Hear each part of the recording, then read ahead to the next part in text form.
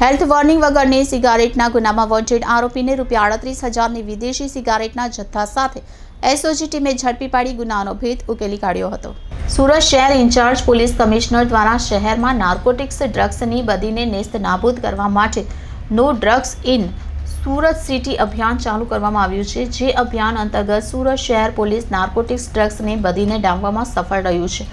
વધુમાં પોલીસ કમિશનરના ધ્યાને આવ્યું કે શહેર વિસ્તારમાં આવેલ પાનના ગલ્લા તથા ટોબેકો પ્રોડક્ટ્સના હોલસેલ વિક્રેતાઓ દ્વારા ઈ સિગરેટ, ભારતીય હેલ્થ વોર્નિંગ વિનાની સિગરેટ તથા ઈ હુક્કાનું વેચાણ કરવામાં આવી રહ્યું છે।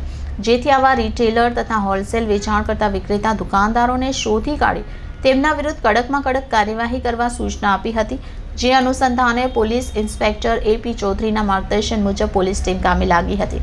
અલથાણ વિસ્તારમાં બાતમીના આધારે અલથાણ ભીમરાડ ગામ નવો મહોલ્લો મકાન નંબર 2 SS ગુલકંદ ગોડાઉનમાં રેડ કરી આરોપી સૂરજ નારાયણ કિશન ગોપાલ મંત્રીને હેલ્થ વોર્નિંગ વગરની સિગરેટ પેકેટ નંગ 37 જેની કુલ કિંમત ₹7,400 સાથે ઝડપી પાડી તેને આ વિદેશી સિગારેટનો જથ્થો આપનાર સુભાષ ઉર્ફે ભોલે પાનવાળાને વોન્ટેડ જાહેર કર્યો। જેથી આ આરોપીને પણ તાત્કાલિક ઝડપી પાડવામાં સફળતા મળી હતી અને એએસઆઈ મોહમ્મદ મુનાફ, ગુલામ રસૂલ તથા હેડ કોન્સ્ટેબલ જક્ષીભાઈ શાંતિભાઈને મળેલ બાતમીના આધારે રાંદેર ગણેશ મંદિરની સામે ભોલેપાન સેન્ટર નામની દુકાનમાં રેડ કરી દુકાનદાર સુભાષ લાલચંદ્ર અમરનાણીને ઝડપી પાડી કુલ 38,000નો મુદ્દામાલ ઝડપી પાડ્યો હતો।